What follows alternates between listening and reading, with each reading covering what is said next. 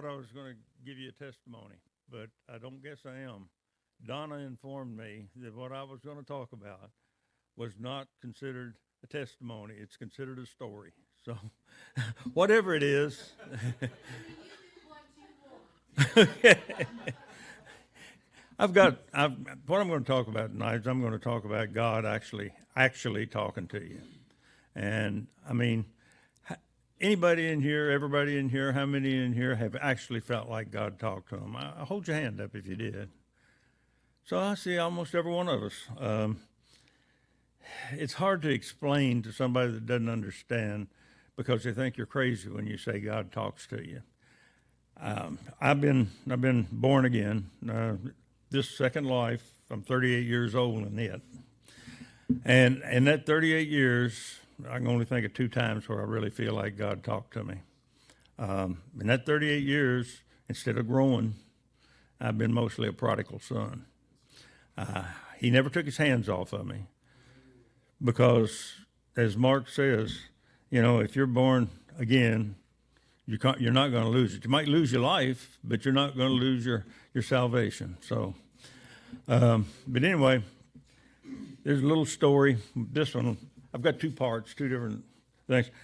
The two times that God talked to me, we're going to talk about the one in Montana where I was deputy sheriff at the time. It's in Gallatin County. And to know the story, you're going to have to kind of picture the setting. There's an area called the Canyon area. It goes from Gallatin Gateway, close to Bozeman, to Big Sky, to West Yellowstone, all the way to the Idaho border. That's a canyon area. It's 115 miles long, and that was my area. I patrolled it. I've made numerous calls where I'd go 100 miles. But so this one day, I got a call from dispatch, and they said, well, let me back up a minute. I'm getting ahead of myself. There's a helicopter in Rexburg, Idaho, that we would always get to do our rescues, to fly anybody out that was needed airlift out. The one out of Rexburg, Idaho was the closest one and the only one that could get to us in the canyon without having to stop somewhere and refuel. There was one in Billings, but to get it, I could get in and drive and take somebody in an ambulance or police car as quick as that could get to us. So, but Rexburg, Idaho, charged Gallatin County $5,000 every time that helicopter started up. And a couple of days before the incident I'm going to tell you about happened, the sheriff called us all in and talked to us, and he said, "You're destroying my budget. We cannot call that helicopter in anymore until you've been there and verified that it's absolutely necessary." And he was very, very adamant about it. He said, "It's $5,000 every time one of y'all call a helicopter out. And you can't do it anymore until you absolutely are certain that it's necessary." Well, it wasn't 2 days later, I got a call, and I was told that it was a guy down in a canyon, which is off from the patrol area. It's in the wilderness area, well, the national forest. And there's some trails back in there, but it's steep, rugged country. It's called Spanish Peaks, and it's in the heart of the Rockies. And when I got the call, they told me where it was. It's some really rough, rugged country. And I said, "You probably better get the helicopter en route." The girl dispatch, she says, "We're not supposed to call that helicopter out until you verified that it has to be there." And there's a voice inside me. I mean, and it was almost audible. It was coming at me, "You've got to get that helicopter in there." And I'm saying, "But I can't." And so, "Who says you can't? You've got to get that helicopter in there." And by the way, the two times that God's talked to me, I haven't had much room to talk back. I haven't been able to really argue with him. But it was put on me so heavy that I got on the radio and I called dispatch and I said, "Call a helicopter out of Rexburg and have them meet me there." The dispatcher said, "I can't do that. The sheriff has said until you verify that the helicopter is necessary." And so I said, "Call the helicopter. I'm telling you to call it. I'm saying it's necessary. I'll take the consequences." So she called the helicopter, and it would take them from Rexburg about the same time to get there to where I could get. I got there a little bit ahead of the helicopter, but I'm up on this high plateau, and I mean it's rugged getting in there. But they're down in a valley, and the valley is actually kind of like a box canyon, and that's where he's at. And the fire department, a couple of guys that hiked in from it, and they were there with him. They just got there, and they had verified that he was in really bad shape. Uh, the helicopter was in its way, and I gave him coordinates off the GPS. And a little while later, I heard him. He come over and he spotted me. I turned my lights on so he could see me. And I talked to him on the radio too, and I told him where the person was. He's down inside this box canyon. And you familiar with flying, so you know a helicopter when it's still on kind of an angled approach, they can get real slow. But if the engine quits or anything, they can glide on in and make a landing. But if you're straight down, letting down straight down or going straight up, engine coughs, you're done. And apparently, I never talked to the pilot about it, but apparently God had talked to him, because I said, I'll try to get the guys to pack him out to a little better opening.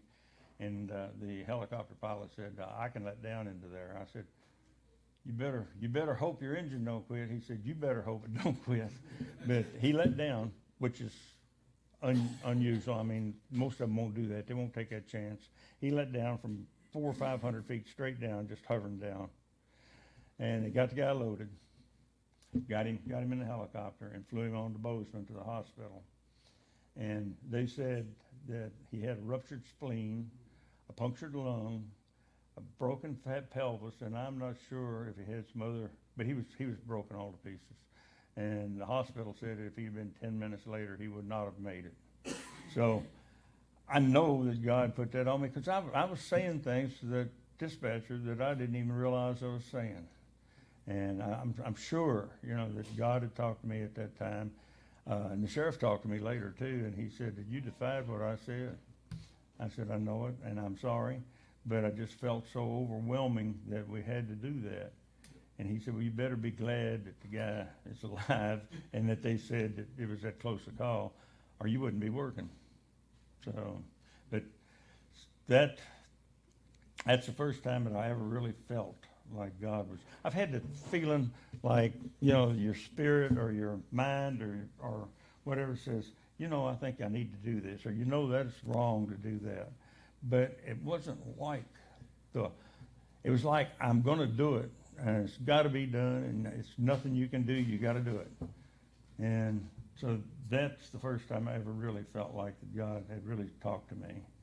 And then the most powering of all of it, when I felt that God was talking to me, was right here in this church. It was when our church was dying, and God talked to me this time. I mean, he talked to me. I heard him talking. He was telling me, you cannot let the church die. I said, why me? You know, I'm not worthy to do anything. Why do you want me? He never answered that. He just says, you've got to do it, you know. And it's like I was talking to him and I was saying, I can't do this. I'm not the one. It's like he was saying to me, it's not open for discussion. You don't understand. You're going to do it. And so that's been almost a year ago now. We were in terrible turmoil here in the church. We were losing our minister. We were broke. I never found out we was broke until we were broke. It was coming apart. I mean, we had Donna, 10, 15 people attending church, and we had no offering much. Our money was depleted. We had bills. Nothing was happening. I'd prayed. Donna can tell you I lost sleep at night. I'd get up at night and I'd trying to think about it. I think, what in the world can I do? Why me? What can I do? And then, I don't remember the date, but it was before Christmas. God put it on my heart. You know, I've known Mark a long time, just about ever since we've been moved here to Kentucky. And I knew that he preached some, but I didn't know how much he was doing now. And God put it on my heart to give Mark a call. I gave him a call, and Mark was primed and ready, and God had already gotten him situated for what was coming. I told Mark, and Mark said that he would, I said, can you just help me out this one Sunday? We don't have anybody to preach. We don't have any money. We don't have anything. And can you help us just one Sunday? And Mark said, I'll be glad to. He come down to preach that day. And then I want to tell you, this is something that, I'm not going to mention anybody's name, but I'm going to tell you this. We were broke. We had no money. We had no preacher. We had a dwindling congregation. And God's telling me, you've got to save this church. How in the world am I going to save the church? And this person came to me the day that Mark first preached here and told me that they wanted me to have this, and they handed me a check. The check was for $1,000. And that was enough to pay us out of debt and to give us just a little bit of extra money. But that person don't know how much we needed that money and what good it did for the church. And I know God talked to them. I know God was on their heart, or they wouldn't have done that. But you know who you are out there, and I am so thankful for you all. You all played as big a part as anybody did, and probably bigger than most, in saving this church. God bless you for it.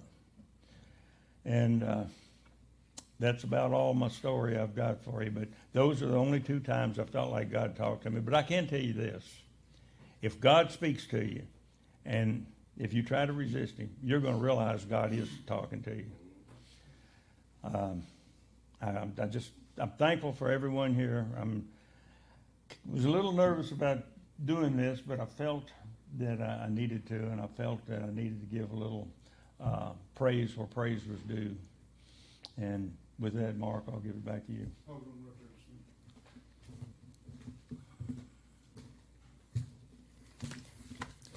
I love you, brother. I love you, brother.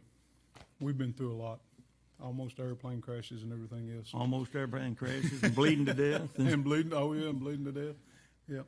Yeah. I want to add something to what you just said. Okay. The very week that Bill called me, I thought it was December 12th. It was on a Friday. It was the day before the tornadoes came through Kentucky. Okay, so it's the day before that when he called me. That whole week, I had done told Tanya, because it just didn't seem like nothing was happening. I prayed. I wasn't necessarily praying for a church. I was just praying, God, use me.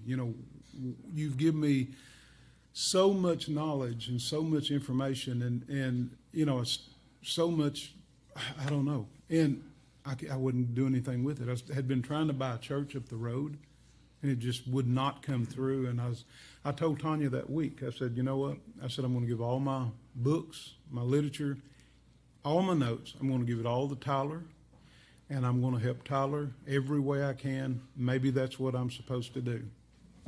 When Bill called me, I hadn't preached the last time I preached was at Jonathan's church, I think.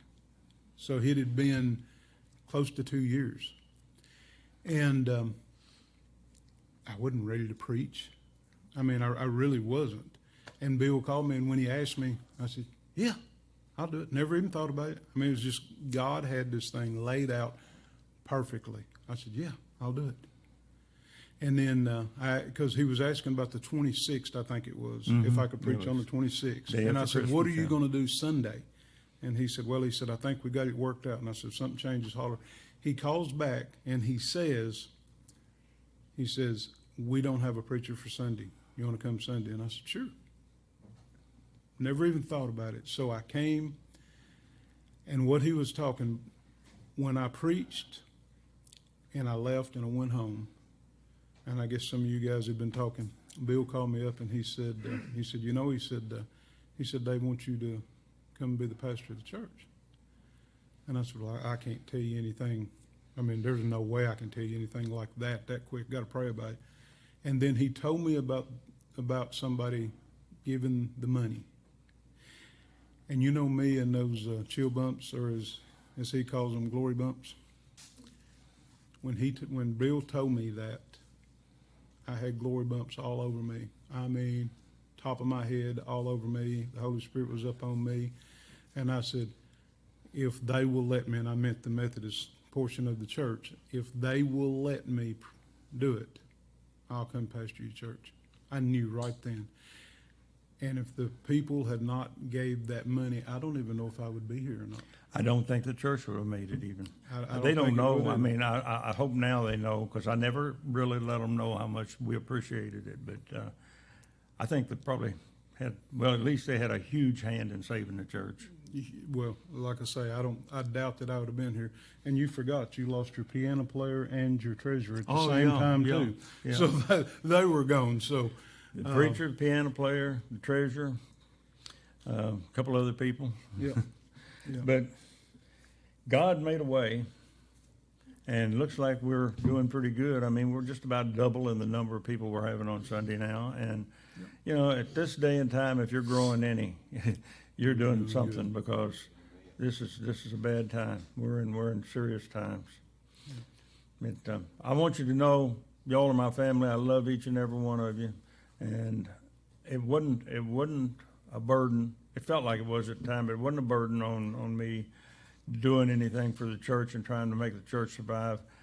It was a blessing that God put on me, because it's changed me quite a bit. I mean, like I said, I've been a Christian 38 years, but I've been a dead Christian a lot of it. Definitely a prodigal son. But God bless you all, and God bless Mark. And God bless Bill. Yeah, well, 'Cause So- if you had just disobeyed him, I couldn't. I know, but I mean, if you fought it and didn't do what you're supposed to do, It this was- church may not be here. It was like, you don't have an option in this. I mean, that's the way it was. I It think, can be firm, right? yeah. Thank you, Mark. Love you, brother. I love God you. bless you.